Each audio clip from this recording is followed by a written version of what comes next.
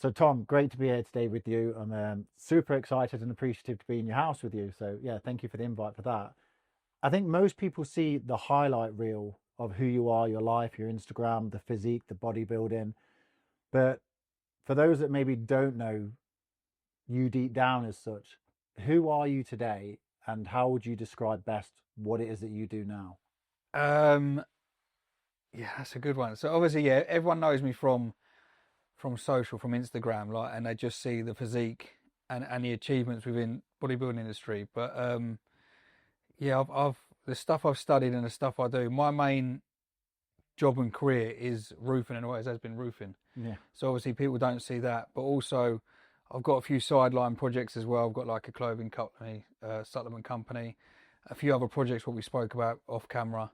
Um, See, I'm just I don't see myself as no people go, oh yeah, like celebrity or famous, or I'm just a builder. Yeah. That's just generally how I see myself. I like to get up early. I like to be physical, graft, and earn my money. My family have done it. All my friends do it, and it's what I enjoy doing. So Would you say that you've always been that way, or is this a transition that's happened because of the success that you've found? no, I think that's always been drilled into me from a young age. I was always quite fit and active. Played rugby, and then got into the fitness stuff. So I've always been active and hands on. Like growing up as a kid, I'd go in my granddad's shed and my dad's shed and just like raid the tools, go and build camps and stuff. And so I've always been into building stuff and being physical and quite arty. But yeah, obviously what people see online is just the fitness aspect, Yeah. just working hard in the gym, showboating it on stage. Whereas obviously, yeah, that can pay some bills, but I've actually got a life outside of that as well. So, at what point did fitness become a lifestyle for you? And then also, what would you say, at what point in your life did it actually just stop being a hobby? I think there was a transition. There was a point of transition. So, like I said, growing up, I was always quite physical, football, rugby. I used to do cross country. Ran the London Marathon as well, believe. Oh, wow. Yeah. I've done that. Um, but there was a point where I transitioned from playing rugby to getting into the gym. Kind of, it come down to like an injury, so I couldn't really perform the way I wanted to. But I wanted to find something to fill that space and joined the local gym, and I fell in love with it. Like, I Yeah. fell in love with the training. But it was the guys in that environment, like they were so positive and so welcoming. All their pictures on the wall, like magazine covers and that, and they was all big lads, and I was like, right, I want to look like that. So I had this vision in my head where my next goal was I want a front cover. Nice. So then I started pushing myself more for that, but still working, still roofing and stuff, and going to college part time. And but there was a transition where I then got put into a show. That was never something I wanted to do. Yeah. And one of the guys in the gym was like, right, you got to do a show, blah blah. And I was like, nah, not for me. I'm not waxing. I'm not putting fake tan on. But they ended up prepping me for a show, and this was around the era when social media was just becoming a thing. Yeah. So like Instagram was new, Facebook was new. I didn't have any of that. My friend Sam set all out for me. It was like, you got to document your journey, Yeah. and I was like, I can't really be asked. Can't be asked of it. But yeah, so I started documenting my journey, and that's when I come across like a few other athletes and idols. So at the time, my screensaver on my phone was a guy called Jacko De Bruyne and Sergi Constance, and there was a certain photographer I wanted to shoot with, Yeah. Giles Crofter. I was like, right. So my vision now is, I'm still doing the roofing, but my vision now is I want a front cover, and I want to be shot by Giles Crofter. Nice. So all in, training with the guys, put me in for a show, and I fell in love with it. I was at the show, the atmosphere, hearing people scream your name and that. Didn't really know what I was doing too much. Like, Yeah. I was doing generic bodybuilding poses, but at a fitness show. So, but ended up placing second, which was Yeah. phenomenal. And whilst I was there, a guy come up to me, and he was like, "Look, I'm a photographer in the industry. I would love to shoot you in that." And I went, "I'll be honest with you, mate. I've heard a lot of stuff about the industry. It's a little bit seedy. I said, there's only one guy I'll ever shoot with, but I appreciate it." And he goes, "I'll give you my card, and if you change your mind, let me know." Give me his card and walked off. And I was like, oh Jesus Christ, that's Giles Crofter. Yes, the Like, guy. because no one sees him. Yeah. Like, they only see his work. And so I went running back up to him, so smartly dressed, tweed suit and everything, really well spoken. And I was like, you're the guy.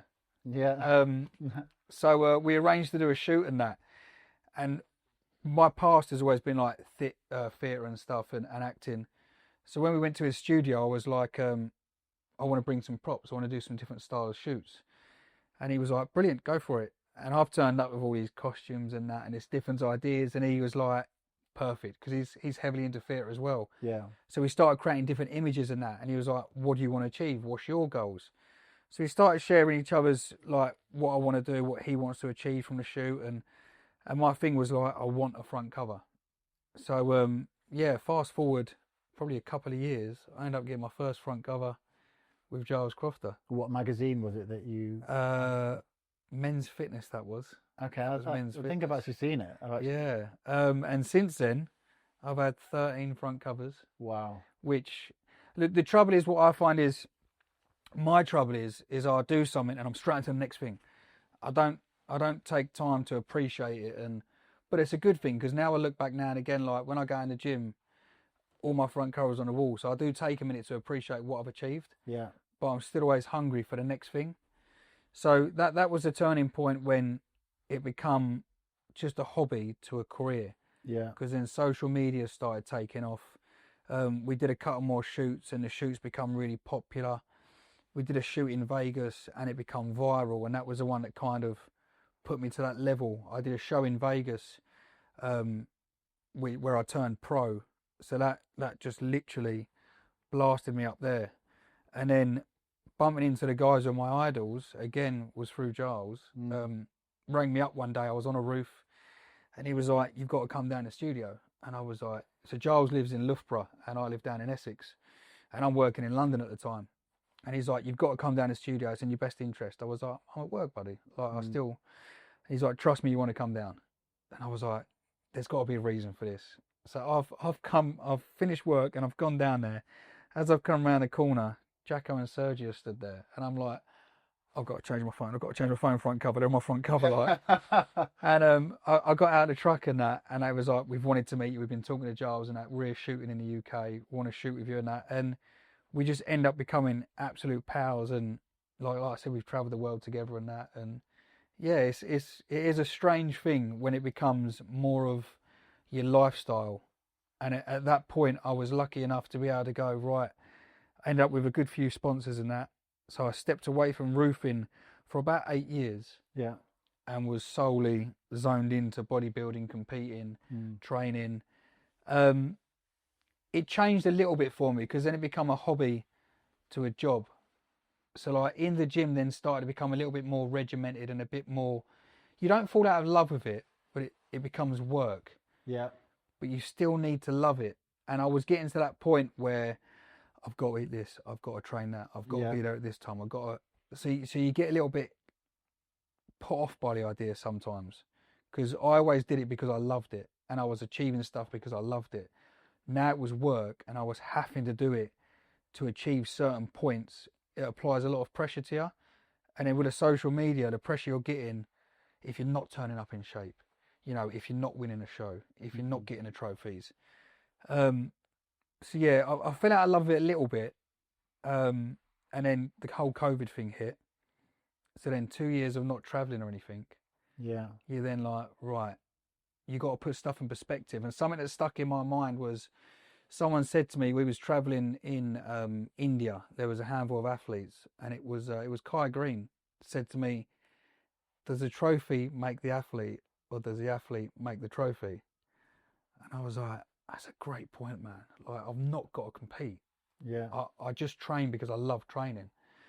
So that kind of made my mind up at that point that I'm not going to do shows no more, but I still want to train and still want to still be in that environment and still hold myself accountable. But yeah, so that period of like COVID, I was like, well, I'm still very good at roofing. I've still got a business. I still really enjoy it. Yeah. So I started going back into that, and yeah, I generally love roofing. Like, I do. I love being physical, earning my money, grafting, putting the hours in. I like to earn my money with my hands and stuff. And so, yeah, I think the turning point was I got to a point where I fell out of love with it because it became too regimented. Yeah. Whereas the roofing, all right, it's not regimented, and it is a business and you have to work for it. But the end product is what you've built as well. I know you build a physique, but Yeah. it is a different mindset to it. Yeah. So yeah, like I said, I still train, still enjoy training, but there's a balance now between that and work. Like the gym now, I can go in the gym and I can go, I feel like training this. Yeah. Or if you don't want to train that day, you ain't got to train. But you hold yourself accountable for your food and stuff like that. So yeah, I go into a gym and I go, I might train this today. Whereas it got to a point where you've got to hit this, you've got to do these reps, you've got to do that. And I was kind of like, but I don't want them trophies no more. So why am I doing that? Right. Because you handed your pro card back, right? Yeah. So, I mean, talk me through that. First of all, well, tell me the process of that, but also what was the mindset behind doing that, making that decision? I mean, presumably it's related to some of the things you've just said, but talk me through that process. Obviously, there's a lot of different federations. Yeah. And I've always believed in putting the athlete first. Without the athletes, there wouldn't be a federation. If there's no athletes, there's no one on stage to. That's it.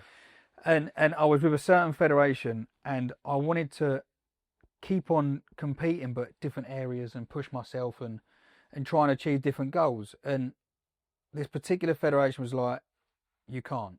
And I was like, well, you can.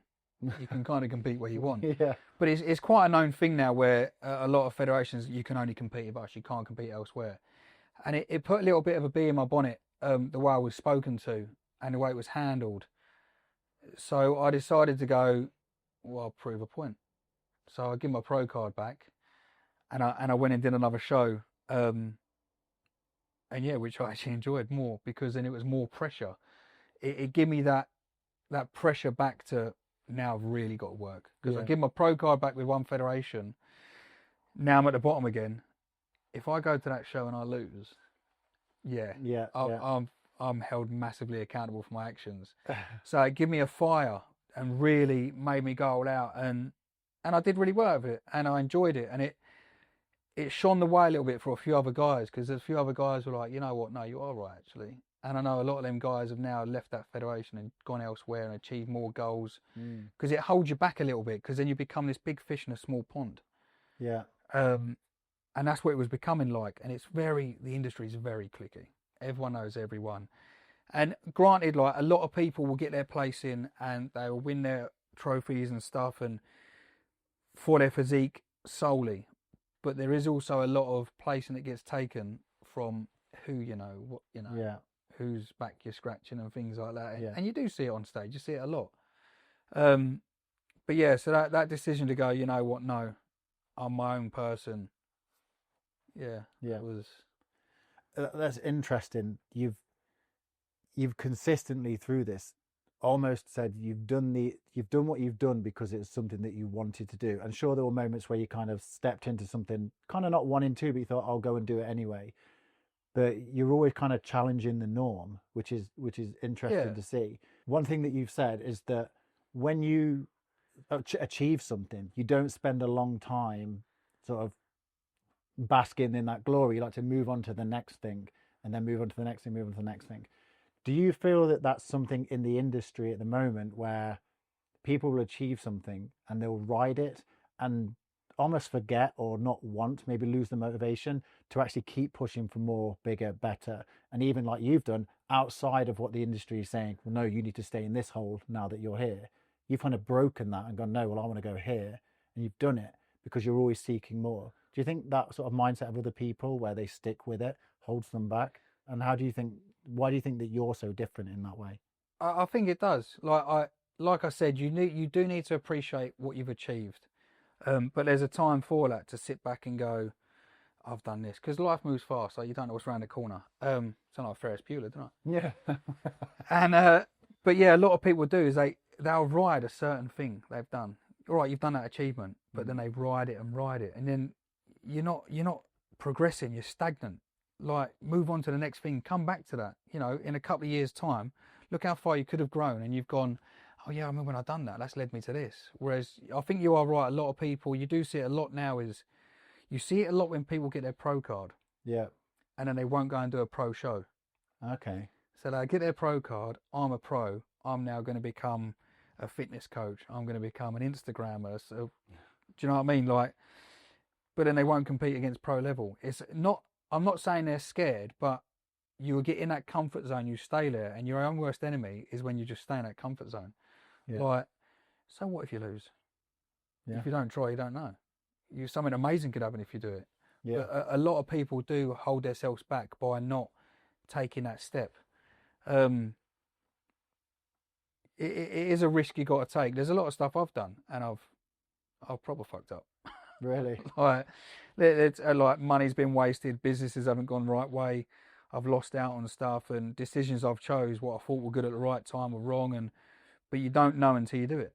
And there's no point not doing it, because a lot of the time you will. You look back and you go, what if?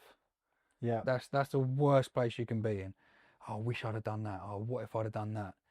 Do it. What's the worst that can happen? You learn. Nice. So yeah, I do find that a lot with people now is they will get to a point they'll just stop, but then they'll look at other people and they'll want to achieve what they've done, but they won't take that extra leap to get there.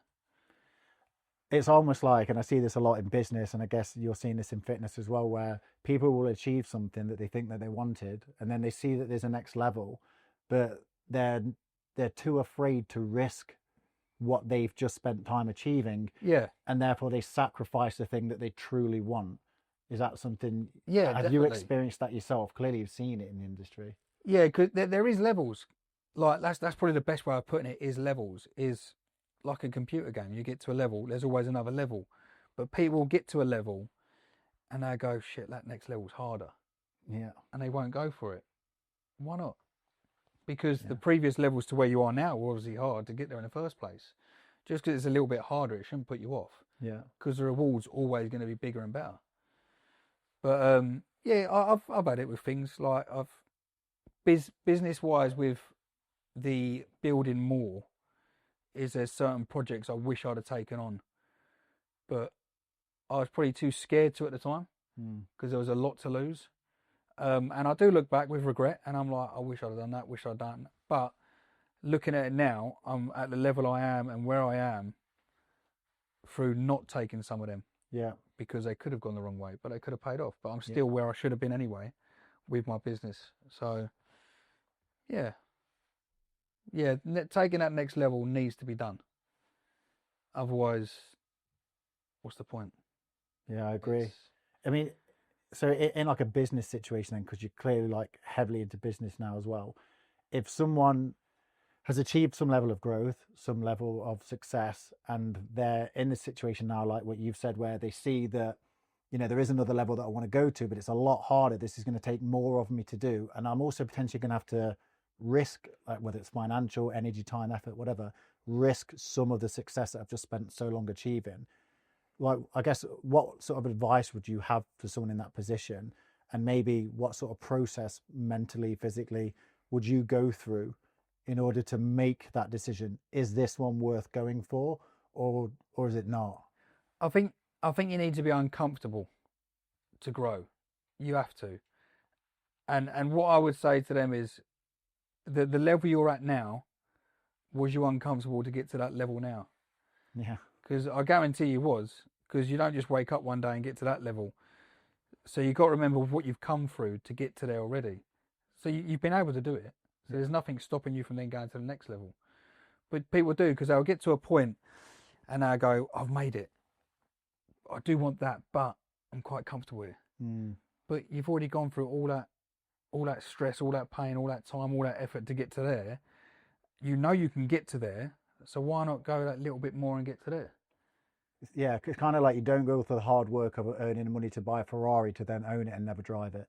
Yeah. Like, you want to get it and then experience it, and then where does this take me? Yeah. Like, go and see what comes next with it. That makes a lot of sense. Growth is important. You've got to keep on growing and moving forward, and every business does. Every person should do as well. What's the point? There's no point in living really if you're just quite content being that stagnant. Yeah. Like it is kind of a pointless life, isn't it? I'm a big believer in, I know people talk about the meaning of life. I'm a big believer in one of the best ways to be happy in life is to always be seeking progress. Yeah, 100%, definitely. Yeah. Yeah, I'd agree with that. Yeah, you've got to keep moving forward. You got to better yourself, whatever it is. Whether you want to better yourself in friends, family, business, financially, everyone's got their own version of wealth. If you get what I mean. Yeah, because you've got money, family, time, Yeah, location independence. and I'll tell you what bugs me the most is the time thing. Yeah. That so many people. I'm terrible with social media. I'm quite happily say my views and that, and I see people where they moan about they haven't got time for stuff. I've recently left a comment on one person. One person was like, "Oh, I've not got time to go to the gym, blah blah," and I was like, "That's crap." Yeah. How is it crap? Look at you. You're fine. You can pick your own time. I work 12 hours and I have to travel half an hour, and I was like, I do about 4 hours of driving every day. Yeah. I go to the gym. I've got 3 or 4 businesses where I'm constantly running on my own. I've got a physical job. I still go to the gym. I still prep my food. That's a bullshit excuse. It's what you prioritize. I always say, Yeah. whatever someone says they prioritize, look at their calendar. It will tell you what their priorities are. Yeah. And the fact that you have all these businesses, you've also got a family, you've got your partner, you've got your dog, you're doing all these things and you're still showing up doing the things that matter to you because you've decided these are important to me now. Yeah. And this is what enables me to show up in the way that I show up. You notice, you can tell a lot about certain people is they'll talk a good game. I want this, I want that. And you go, right, show us your diary and what you did. What did you do this evening? Oh, I was watching Netflix for an hour. Right, so that hour is a lot of time you could be doing something. Yeah. Like it is wasted time. Granted, I do watch telly and stuff, but it'll be late in the evening when I've fully done of all the paperwork and stuff. Having dinner with Mags, we'll sit down, we'll put something on. 9 times out of 10, I'll fall asleep. Sound like me. But it is what it is, isn't it? It is prioritizing stuff is the key, really. And people are quite hooked up on materialistical things, and rather than actually going, well, I want this, this, and this, they're quite content just to sit there and just be like, meh. So what would you say is the hardest mental season that you've gone through where motivation wasn't there, but standards had to remain high? Within fitness or Fitness, I mean, maybe there's a couple of scenarios. there's one that sticks out for me. It was a show. It was a PCA Hampshire show, which I won and done the overall. And the pressure there was the fact it was being documented. My whole journey up to it is being documented for a show called Six Pack Superstars or something. Some Channel 4, like it was cringe basically. But they documented my journey, so like my prep and everything up to the show. So like the pressure there was like, right, I've got to be my best here. Yeah. Like, not that I never give 100%, but like I dialed in extra for that one. And I did the show, and all the family were there, friends were there. Like it was really emotional, really good. I won it. I won the overall as well, which was just unexpected but amazing. But from winning that, I then had to do the British, which was the following week. So I'd already mentally teed myself up for this one show, put all into it. And peak weeks, if you know peak weeks, they're horrible. Hell. So I did this, and then when they was like, right, you got an invite to the British. When is it? Next week. I then had to do it all over again, a peak week into a peak week. And it was, having to switch that on was just next level. It was, because I'd kind of got to the point, I was like, yes, I've done it, sweet. I was like, no, you got to do it again next week. So it was having to then re-switch that on and go through them emotions and push it, and was not enjoyable. It was difficult to switch it back on because like emotionally and physically you're drained when you're doing these shows. It does get to you. So when you finish a show and you step off stage, that that pressure's gone a little bit, and you can have a little bit of food, you can do this. Everything was been overwhelming you, has relaxed a bit, but then to then turn around and go and do it again, you're like, you've got no time to. Did you not get stop. that rest part in No. between? You just had to I literally went go straight in. back into it. Because I knew it was the British. I was like, right, I've just brought my best here. I've now got to do that again, Yeah. but even better. Yeah. So there was I weren't taking my foot off the gas there, but it was difficult because it was that you do it and then you go, right, I've got time to breathe, and there was no time to breathe. It was like, right, straight back in.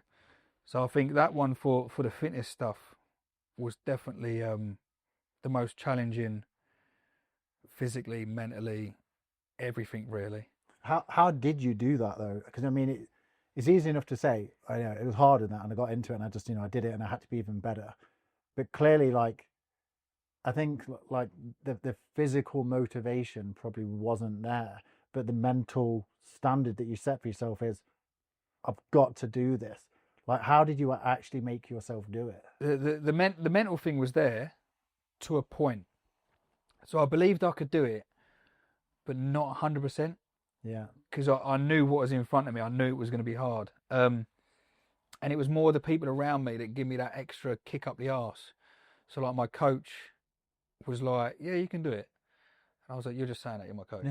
I'll pay you to say it. Yeah. but like he had full confidence in me, and every day was like on me, boom, boom, boom. Because I would get up, do my cardio, then go to work, then go back, Yeah. and train and that. But he was on me there. But also like my friends and family and the people I was training with, I knew I was a zombie at the time because I was walking in the gym and I was just like, normally I'm quite chatty and that, and so people knew, but it was them people around me who gave me that extra kick up the arse. Yeah. But it was also like, you don't want to let people down. So Yeah, like, because my friends and family were there cheering me on at that one, and then they knew what was coming next, I didn't want to be like, oh, I'm really sorry, I've let you down. And Yeah. but it's more letting yourself down than anything, because at the end of the day, people are gonna love you or hate you, respect you or not. Like that's up to them. Like you can't change that about you. Like people have their own opinion of you no matter what. But what you have of yourself matters. So like, I knew I could do it, and I didn't want to let myself down. So it was, yeah, physically it was horrible, but I had people to help me with that. Mentally, it is more on you. I agree. I mean, at the end of the day, it's your responsibility, and you can have the biggest cheerleader squad around you, but if you're not in it in your own head, you're out of it. So you're in it, which was good.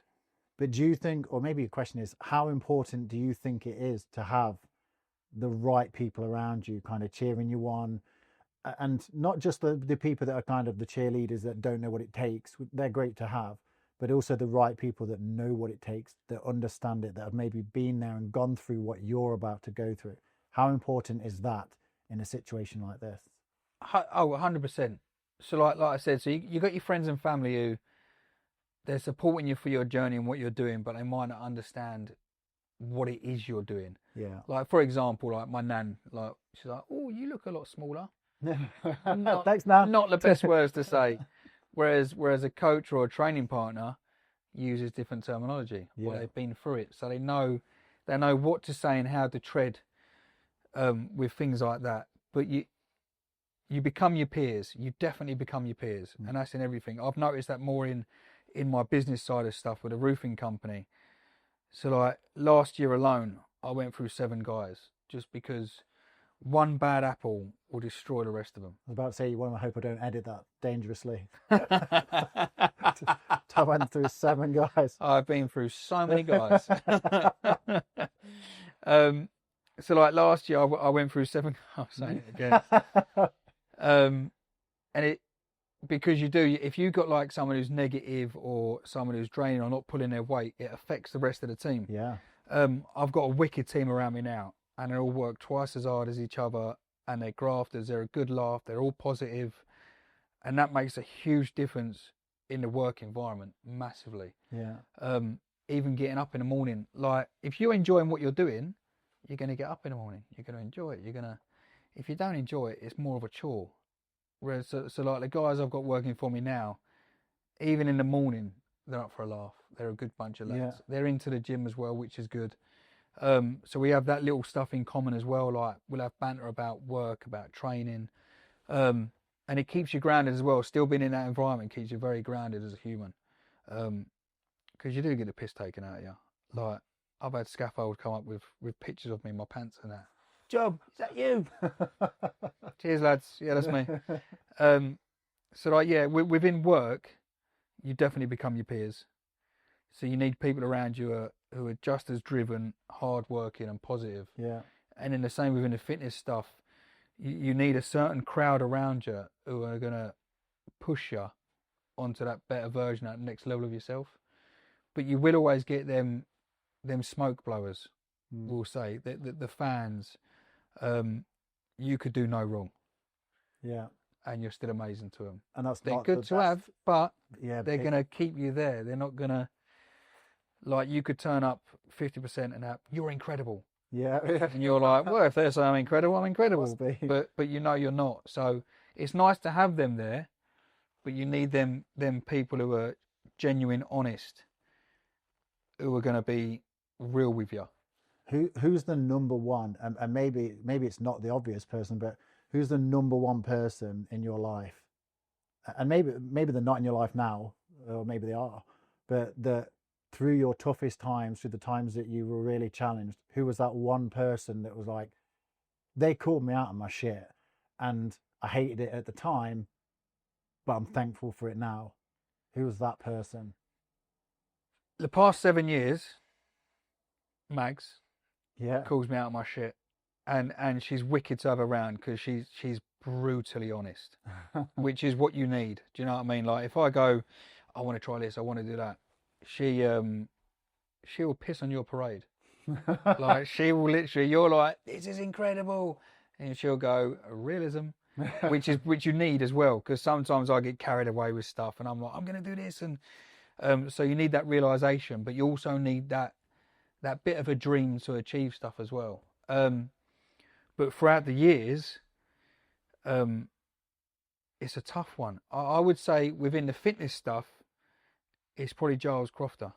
Has been brutally honest and guided me in all the right directions. And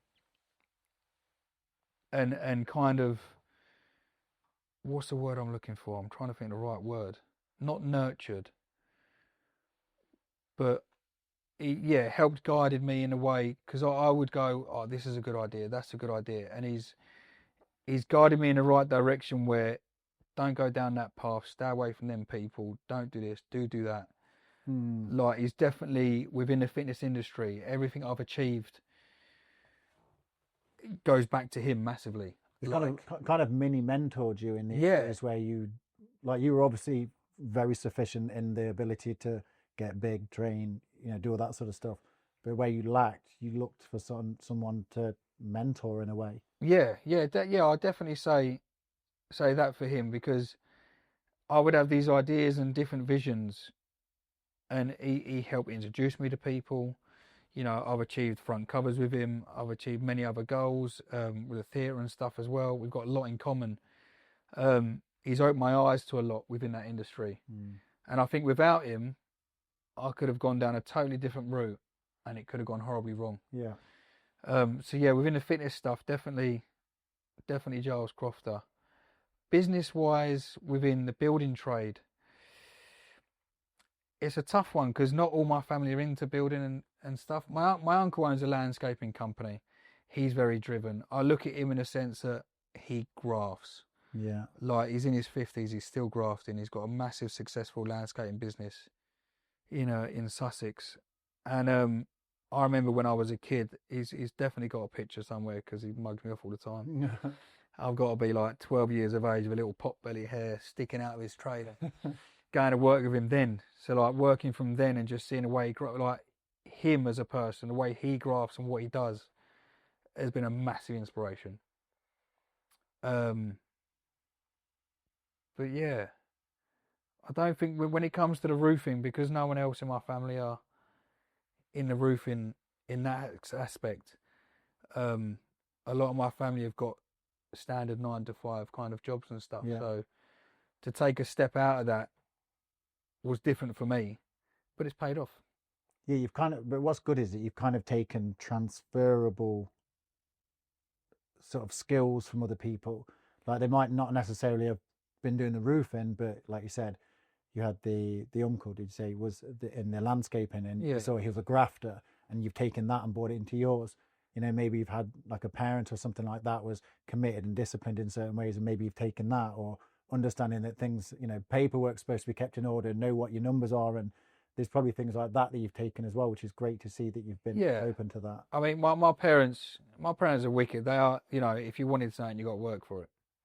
Yeah, It was, I never got any handouts or anything like that. Obviously, they look after you and that, and Christmas, birthdays, etc. And you know, they are there to help you. But they were good in a sense that if I was ever like, I want this, I want that, they wouldn't just give it to me. They would go, you work for it, you earn it. End of. nice. Um, so yeah, my first job was I was 14. I was a bellboy at a hotel. Like literally, I can't, was it a PlayStation? I can't remember what it was. I wanted now. I think it was a PS1. And they was like, if you want it, you work for it. We are talking a few years ago. Yeah, yeah. And the mad thing with that is, right, so I was working to get it, and I was like saving up and everything, you know, taking people's luggage to their room and everything. I shouldn't have been working there, I was 14. Yeah. Like, it was well wrong. But my mum worked there at the time as well. And we went on holiday that year. We went down to Cornwall, and there was this competition for Lucasade, Lara Croft. It was a leaflet. You fill it out and you send it off. You win a PlayStation and Oh, nice. Lara Croft game and a Lucasade. I sat there the whole holiday, filling them out, posting them, filling them out, posting them, and I won one. No, shock. That is the only thing I've, yeah, I can't imagine why you won that. That's the only thing I've ever won. Oh, nice. Yeah, so I was like, well, I've kind of worked for it because I sat there all week doing that. Like, but yeah, It's interesting though that you sacrificed enjoying a holiday for yeah, something that you wanted, even at yeah, that age. yeah. That's a good point. I didn't think about it like that. Yeah, I missed out on the swimming pools, the donkey rides. But yeah, definitely. My family have always been like, if you want it, you work for it. Like my granddad was, you know, learn a trade, learn a skill. You can take it anywhere with you, Yeah, and that's definitely paid off because, like I said, I took 8 years out of roofing.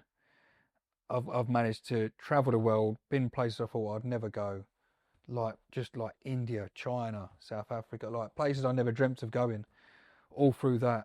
Meanwhile, I've been able to come back and pick up where I left off, yeah, just carry on with the which trade. is, yeah, yeah. You should listen to your elders, some of them. So, what business lesson along the way has hurt you the most to learn? Not every idea is a good idea. Yeah, So obviously, everybody, right? No matter what it is, if it's your baby, it's the best thing in the world. Whether it's a car, a child, a business, an idea, a project, whatever. If it's your thing, that's the best thing in the world, isn't it? Like that's not always the case. yeah. Nobody has an ugly baby of their own. Yeah. We know people with ugly babies. Oh yes. But yeah. So just because it's your thing doesn't mean it's a good thing. Like and like I said earlier, like there was a few patterns and projects where I was working on in my head.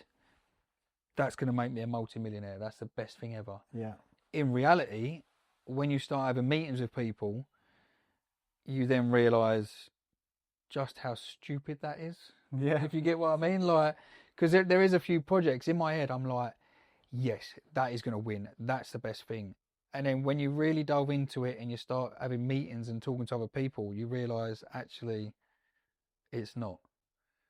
So yeah, not every idea of yours is the best idea. I would. You've got to learn to be humble with that as well, in the sense that what you think is an incredible idea isn't always the case. yeah. And then I see a lot of copying as well. A lot of people that try the shortcut and copy other people Yeah. and do like a knockoff version. Do you think it's like you talked about? You've got to be humble with it. Do you think it's ego that keeps people stuck on an idea that clearly isn't working, and they ignore the advice and the the sound of the market as such? Do you think it's ego that keeps people in that, and sort of how damaging do you think that can be? Definitely, it's definitely an ego thing. Like for example, one of my projects was like I was adamant it was the one, and I did waste a lot of money on it. Yeah. So in my head, I'm like, I don't care what you say, it's going to work. They're like, it's not going to work. It's going to work, and it didn't work. No. Right. And it is definitely an ego thing, like, and you should learn to listen to people who have been in that situation and gone through it already, and people who are financially better than you as well have obviously Yeah. they've lost stuff and they've learned along the way. I think you need to lose a lot to earn a lot as well. Yeah. Okay. Yeah. I agree. You do need to make that massive cock up, and learn the hard way for it to set in. Otherwise, your ego is always going to be there, and you're Yeah. going to be like, "I'll make it work. I'll make it." It's not the case.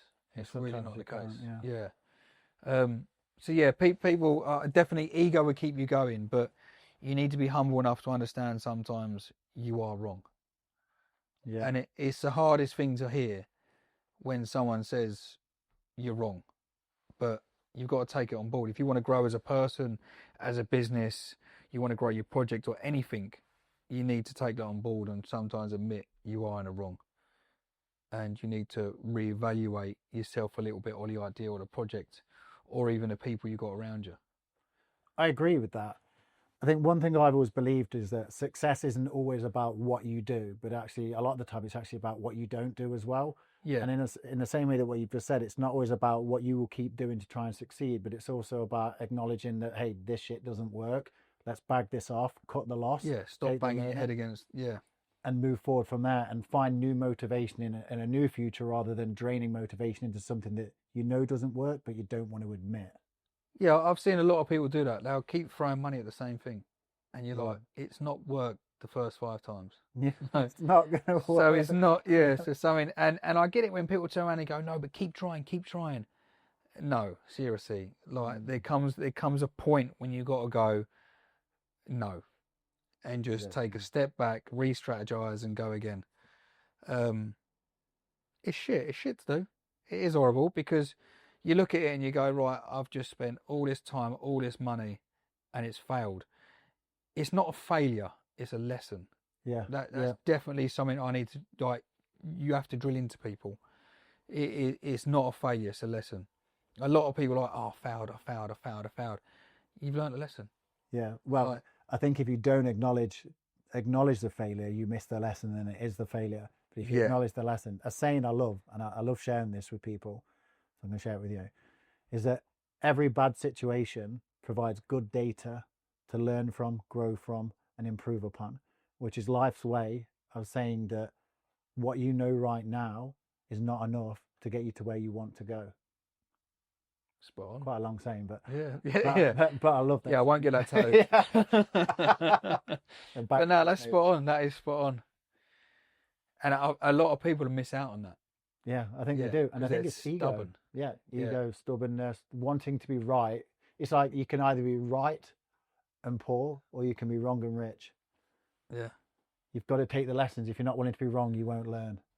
Simple as that, isn't it? Yeah. You say it's as simple as that, but it is hard to drill that into people, and make them realise that, because it's the ego that comes out at the end, isn't it? It's usually the process that is simple, like making money. I say this in property as well. Actually, making a lot of money in property is very simple, but it's not easy, and not just because of things you have to do, but because of the mindset and the sacrifices you have to make it happen. And that's probably the same for fitness. Getting in good shape really is pretty simple, but it's why is sacrifice. But why is it so hard then? Why do so few people do it to your level? Otherwise everyone would look that way, or everyone would have the portfolio, or everyone would have the cars, etc. Like, exactly. It is just that little bit of extra work. People are willing to do it. That sacrifice, which people just don't really want to. They like the idea of it, but yeah, they love the idea of the end result, but not the journey to get there. Yeah. What is it that you have? And I don't know, maybe you don't know the answer to this, maybe you do, but what is it that you have, do you think, that has made you able to achieve what less than 1% of people in the world will ever achieve? I tell you what, I hate quitting. Yeah. Like that is, I refuse to give up on things.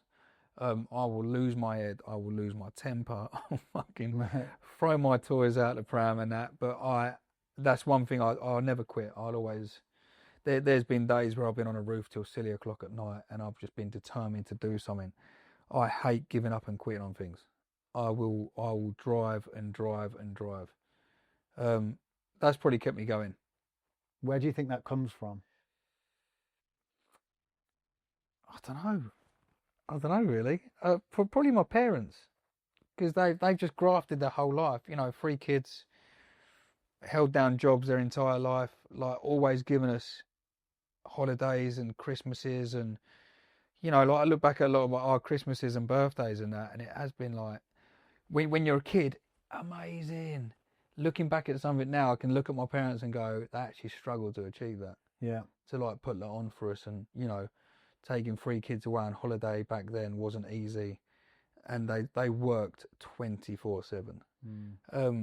So like them doing that just for us, it's probably like sunk in there somewhere, like to never quit and always just keep going. Looking at it that way, because they've always grafted. My parents still work. Should be retired, but still work because they still want nice things, and they work more for the kids and the grandkids than what they do themselves. Yeah. Which is mental. They could retire. They could chill out, retire. We don't need anything off of them. We don't need presents and that. I tell my family every year and that, stop buying me stuff. I don't need anything. Yeah. Stop wasting your money. But it's your parents, isn't it? They're gonna buy you tut. Yeah. But yeah, I think that's definitely come from them. Is not to quit and just keep going, keep going, keep going. Because initially, probably from them, they've not done it because they don't want to give up on us. I don't want to do it because I don't want to give up on me. Yeah. Because they've not given up on me. Yeah. So, if you didn't take on that attribute from your parents, at what point on your journey do you think you would have got to? I wouldn't have. No. I don't reckon I would have. No, I reckon I'd have just been one of them people. I've got to tread carefully now, because not all my friends are like it. I have a mixture of friends. I have rugby friends. I have bodybuilding friends. I have fitness. I have building friends from school, and then I've got a group of friends who will tiptoe in and out of life and just plod along. Yeah. I think I'd have probably got into that crowd of just, going to the gym now and again, living for the weekend, and just, I've got a job. That's cool, sweet, pays the bills, done. I think I'd have probably been in that crowd of people. Which, looking at it now from where I am now, I'd probably hate myself for it. So yeah, I am glad that I am constantly driven to achieve more and not quit, and just give it what you can, really. If there's someone, let's say there's someone watching this and they recognize that what you've just described is like, fuck, that's me. Like, I am that guy that's, I've got a job, it pays my bills. Yeah. I fuck around in the gym a bit, usually just taking Instagram shit for myself, like pretending I've worked out. Yeah. I'm not really going anywhere. There's obviously a shift that can be made. And I do believe it's mental to start with, because you need the mental shift to have the belief to actually go and make the change physically. What sort of advice or what words would you say so that they can ring that through their mind and go, do you know what? This needs to change. Like, what would you say? It's never too late. Yeah. It's I know people now. A lot of people would turn around and go, "Yeah, but I've got this to pay for. I've got that to do. I've got this." I get that. I totally get that. But it is never too late. I've come across people who have totally changed their careers in their 40s, and they've struggled. You've got to be willing to struggle if you want to change your life and change your lifestyle and be what you want to be, or just stay in your comfort zone. And you may think you want them things, but you're not willing to step out and get them things. Like for me, I'm 39 now. I said it nice and quiet. so we didn't pick that up. Yeah, we didn't. Can you say that again? So I'm 39 now, and even me right now, I want to try something different. Yeah. We spoke about it earlier. Yeah. So there's another career I want to go down and try, which I'm gonna. And it's going to take a lot of balls and a lot of time and effort. But if you don't know, you know what I mean? If you don't try, you don't know. So It's never too late. Definitely never too late. Um, if you're willing to put the work in, and sometimes you've got to step back twice to take a step forward. Yeah. So you've got to be willing to do that, but it pays off in the end. It does pay off because you're achieving it for you. And if you don't do it, you're going to live with regret. And if you do it, it pays off. You've changed your whole life. Yeah. For the better. I guess, and if you do it and it doesn't work, you know it wasn't meant to be. Yeah. You've learned something along the way, probably made new connections, and it's almost like, I like to see life and opportunity a little bit like this. If we imagine that we've got a staircase in front of us and we've got a really shit torch, and with the torch we can see the bottom step clearly, and then we can see a little bit of the next step. I think most people are trying to like see the top step still with the shit torch, whereas it's like, no, you've got to just step on this one that you can see and like aim for the next one along, because when you take that step, the next step becomes clearer and clearer. I find people are in such a rush to achieve the end product of what other people have got. They'll see someone else, especially with social media, look at the house he's got, look at the car he's got, look at the physique he's got. I want that now. They never look at them people's journeys. Yeah. What they've gone through to get there. Like, okay, let's look at it this way. So if you're into sport, you go, I want what Ronaldo's got. Yeah. Look at what he put in to get to there. That guy was on a training camp before everyone and was the last person on there. He has worked. He's outworked everyone to get to where he is. Movie stars, I would love to be that movie star. They didn't wake up like that. Yeah. They've had knockbacks, they've had setbacks, you know. They've been turned down from roles. There's certain... Matthew McConaughey, it didn't work. I can't even say his name. Matthew McConaughey. Didn't work for years because he refused to do a certain role and could have jeopardised his whole career, but took that risk and it paid off. Yeah. So yeah, people don't look at that in-between stage. They go, I want that. Yeah, but you've got to be willing to put all that in to get to that. Get it. So that's like you're saying about the steps thing. Not the band. Shining the Please torch. God, not the band. Love H. It's the only one I can remember. Don't know why. Yeah, the steps thing, like you've got to need to just see a little bit to then take the next bit, but you've got to be willing to take them steps to get to that end product. Yeah. And I think a lot of people are scared of that in between and that uncertainty. Yeah. And the work to put in to get to that. But if you want it, go and get it. Like literally, if you are that dedicated to wanting that, you have to be putting the graft in. Yeah, I agree. And I think it comes down to almost like it's either an unwillingness to see the effort that was required, or they're just deluded with it. And you've got like 1.6 million followers on Instagram. What sort of delusions do you think people have about you and your life based off seeing that huge following that are just completely fucking bullshit? Loads, absolutely loads. I've got acquaintances and friends. Yeah. It's all smoke and mirrors, a lot of it. You know, you get a lot of fake it till you make it.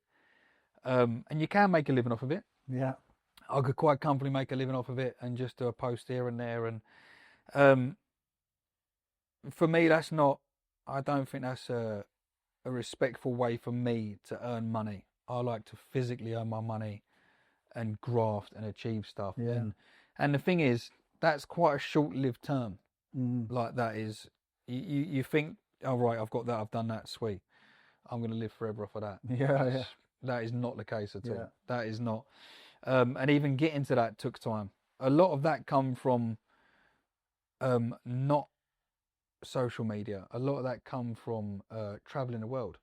Okay. So the period of when I was getting into the fitness industry and social media, that kind of gelled at the same time. That was a new thing. So a lot of my following come from traveling to all these places and meeting these people. Right. And actually holding conversations, having seminars. A lot of it wasn't just through like, I'm making a cool, funny clip, I'm doing this, I'm doing that. A lot of it is just dance. Yeah. A lot of it is just generally real interaction and meeting people at expos and traveling the world and that. Like, I've made a lot of friends around the world, which is incredible. And whenever I go on holiday and stuff, like I get people ping me, oh, you're in my country, do you want to hook up? Do you want to? Nice. Which is cool. But like social media was never a thing what it was all about for me. But I can see why people look at that and are misled. Yeah. Like I said to you earlier, like I was at an expo once, and these two little kids come up. I bet you drive a Ferrari. I drive a van. Well, I don't now. I've got a truck now. I'll be honest, to say your truck's pretty sick. Yeah. Like when you said a van, I was like, well, Yeah. come on, yeah. Oh, is it a truck? But like even like hitting home to them was, I could see it kind of broke their dreams a little bit.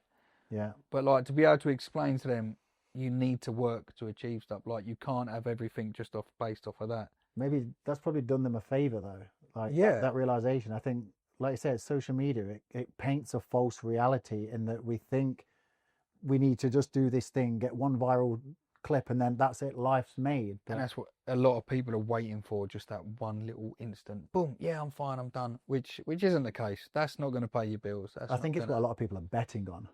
It's Yeah. then that is their is Yeah. their risk. I'm waiting for this. How viral long clip are to you make it. gonna? Yeah. How many years are you gonna waste for that to pay off and it possibly not pay off? And you've done it not by trying to do it, but by doing the thing that you were trying to do, and that was the following was a result of you succeeding. Yeah, like you for example, you look at we'll say celebrities, for example, movie stars and stuff, and they've grafted in their passion in acting and theatre and performance and art. They've grafted doing what they love to do. Yeah.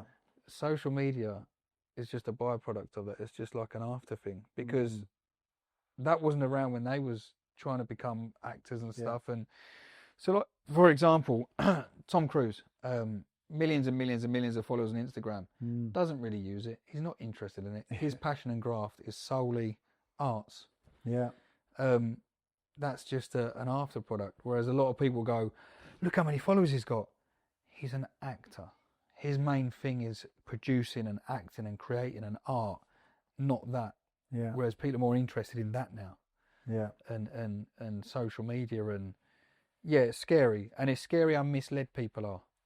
It's kind of like people are more bothered about getting the attention rather than getting the attainment of the actual goal, the thing that's worth following you for. And it's so people get so sidetracked with it and overstimulated, and a lot of it is just crap.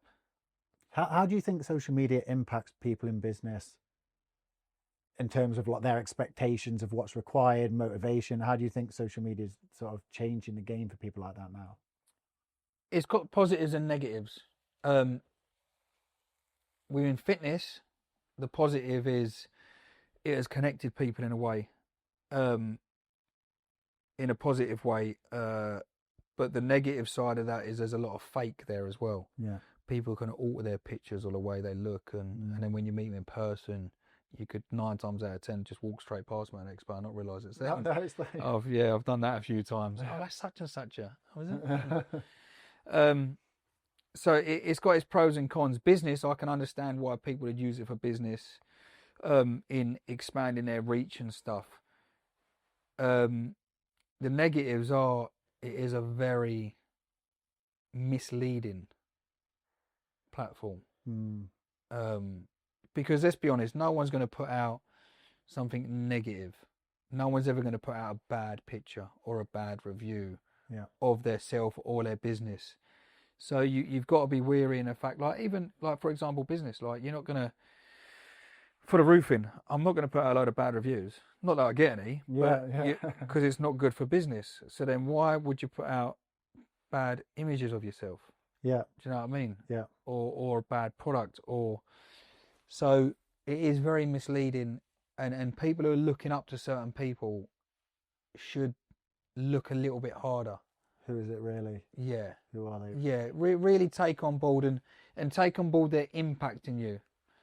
Like, I appreciate people having idols and stuff, and they say you should never meet your idols. I've met a few and it's actually paid off. But sometimes you meet some and the realization is, what a load of shit. Yeah. So it is, I would say with the social media thing is just sit back and look at who you're idolizing, and try and see if you can see the real them Mm. and what they've achieved, and if it is real, if it's legit, and can you achieve it? Is it a positive on your life or a negative? Because I can guarantee 9 times out of 10, it's just a load of bollocks. Yeah. And people are so sidetracked with it. You should be focusing more on your own craft than other people's. It's nice to see how like grounded and almost like normal your view is of things. Like I was saying before, I met you at Body Power, maybe the first one or one of the first ones you did, and I was kind of just getting into my fitness journey, and I didn't have any sort of business acumen or anything then, but I still remember the fact that you said, I still do roofing, and I just thought that was insane that you did that, but it opened my eyes up, and like the discipline that it took and the discipline you had to get there. And I remembered thinking, that's what I can do, that's what it takes. And it was that spurred me on. You and Ryan Terry, I think I'd met, that spurred me on to actually understand that dedication's needed. Like, you need to sacrifice some things, but you can still achieve this and have other things that you want as well. And that's eventually one of the things that helped push me towards wanting more in business and in life and stuff. And then to meet you today, hearing you talk about things the way that you are, it makes a lot of sense how some people are there just sticking glitter on a shit, whereas you are saying, well, this is the shit, and I've worked hard to make the shit not shit, and actually have made something that's good, and this is how it is. But I realised what the world is and how it can be shown to people. It's interesting, that perspective that you've got. I think sticking sugar on a shit is the best terminology. Yeah. I think that is literally, you couldn't have said that better, because you do. And when you get into certain industries as well, like obviously your craft, Bobby's craft, my craft, you can see through the shit. Yeah. Yeah. And there is a lot of shit. Yeah. Yeah. So it is interesting, because you get people that come up and go, oh, such and such, and you're like, yeah, same as your craft, and you do see that. And it's annoying when other people outside of them industries don't see that, and it's difficult. And I think opening your eyes up to that and looking a little bit harder, you then start to appreciate yourself more and what you're actually wanting to achieve, and you stop wasting your time just sitting there scrolling through what someone else has got and what they're doing. You could sit there and waste an hour.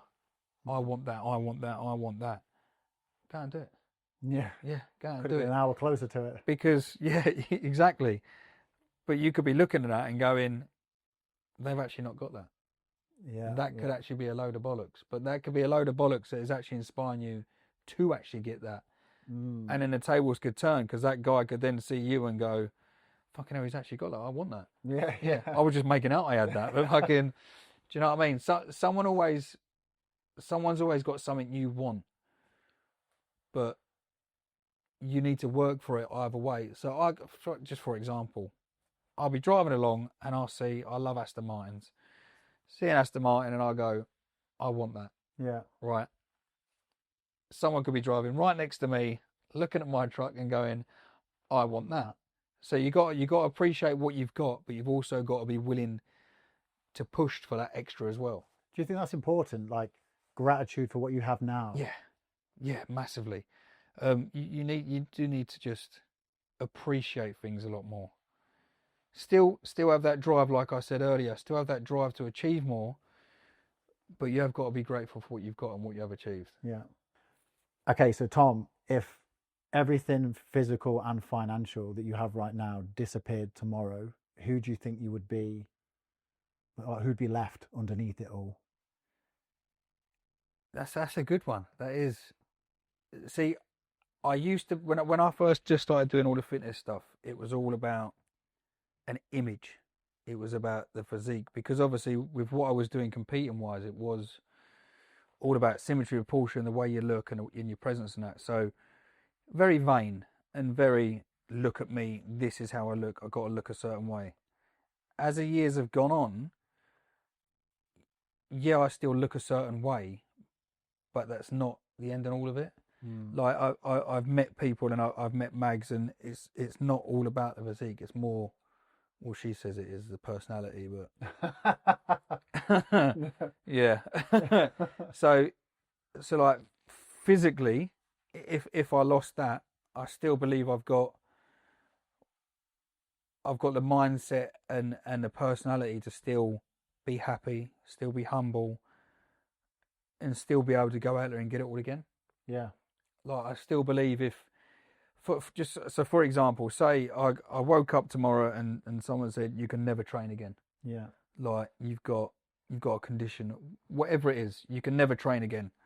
I'd go, okay, that's cool. It would mess me up mentally because I love to train, Mm. but I'd have to find another output for that to feed that passion and that drive. And then if my business failed, I strongly believe there's nothing stopping me from achieving something else.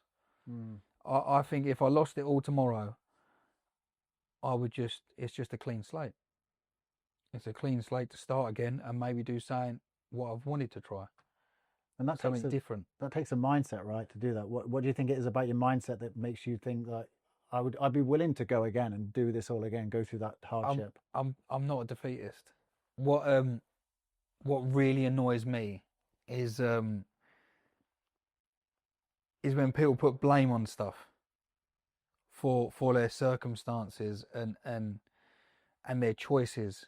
That aggravates me the most is when, and you get it all the time as well. You get it on reality shows and things, and oh, I lost my cat when I was a kid, and oh, I didn't get this growing up, or I didn't get that opportunity, or and it is it isn't nice. I get that, if someone's gone, well, I lost my parents at a young age, or this happened to me, or but people are too quick to put all the blame on that and all their energy on that, Mm.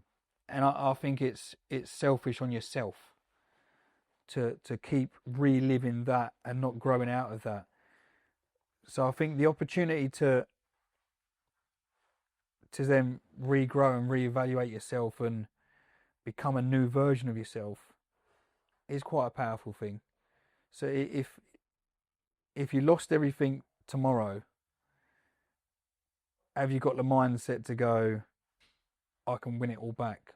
Or are you one of these people who are going to roll over and go, the blame's on someone else, Yeah. and feel sorry for yourself and make excuses? That's not me. That's definitely not me. I can't. It's a shame to say it, but it is me. I can't stand people to make excuses. Yeah. It winds me up. We've all got the same amount of hours in a day. We all breathe the same oxygen. We've all got opportunities. It is just, are you willing to jump at the opportunities that are in front of you or make them opportunities? So yeah, I think, I solely believe if I lost all my physical look and my business and everything, that I could still set out and achieve something else. Yeah. My my mindset wouldn't allow me to roll over and die. Okay, so a lot of your life has been built around performance in fitness and in business, but if you were to kind of finish a sentence as such, what would you say like true performance is really about? True performance. Oh, it's a tough one, really, isn't it? It's willing to outgrow your current situation where you are at the moment, because you want to perform at everything and you want to perform to the best of your ability. So I think it is willing to take the risk to grow. Otherwise, you're going to perform at one level, and that level is going to be stagnant. Mm. So I think true performance is growth as well. Is willing to take that next level and keep taking that next level to keep performing at a better level each time, if that Mm. makes sense. Yeah. Yeah. Because you can perform, then you can outperform, and then you can just keep going from there. A lot of people will perform good, like in every walks of life. Good performance, wicked, well done.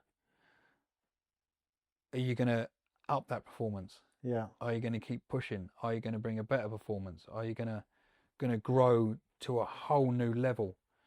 I think you've just got to outperform yourself every step of the way.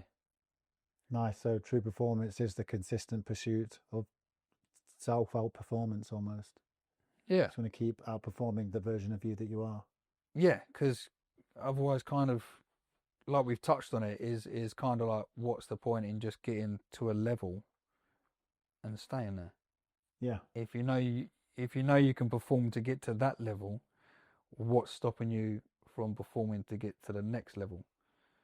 Like, you've got to keep on pushing. I mean, ultimately, a lot of people always want to achieve better. They look at millionaires, billionaires. I would love that. I would. They're still doing that. Yeah. They don't stop. They Yeah. don't. They don't give up. They don't go, I've made $1 million. They're like, right, I've made $1 million. I want to make 2. They keep over performing, over growing, and a lot of them guys are willing to sacrifice to lose stuff, and have lost stuff, to then perform better and grow better. Most millionaires have become bankrupt and got it all back. Yeah. And you've got people who are worried about losing tens of thousands because they're worried about growth. People have got worse situations in the world. Yeah, the power to perform and to perform better each time. Yeah, I mean, you've covered so much good stuff today, Tom. Like, some of the answers were not what I was expecting, but maybe even better than what I expected. And I think that if anyone that's watching this takes even just one thing, one gem from you, one bit of motivation, or inspires them to look at things differently, take a different path, just because of your honesty, your openness, and the growth and success that you've had, I think it has the potential to literally change somebody's life just by taking one or two of those things from you. And this is the reason we have these conversations with business owners, people that are truly digging down into what actual performance means, and not just showing the cash and the cars, but actually saying, no, the inner game matters as well. It's how you show up, it's how you see things, and that's what actually creates the result. So yeah, thank you for that. Yeah, no, I appreciate that. It's like you said, even if just one person gets that, then that person's then going to have an effect on someone else, and Yeah. it's a spiral. I've said that a lot at the expos and that, and if you can inspire someone just to do one little thing positive or change, it means the world. It's nice to see. And like you said, I mean, at the very beginning of the interview, like when we first met, then just chatting to me and just having that little conversation, Yeah. inspired you to do what you're doing. It's incredible to see, and it makes it all worthwhile. And it's better to see people doing something positive with their life and sharing that than so many people being negative and sharing negative, and keeping other people down and doom and gloom. And because there's a lot of shit in the world, man. There is a lot of shit. So you've just got to see past that and keep your circle positive, keep that energy positive, and just keep fucking grafting. Love it. Yeah. Thanks, Pleasure, man. Yeah, nice one. Until next time. Next time.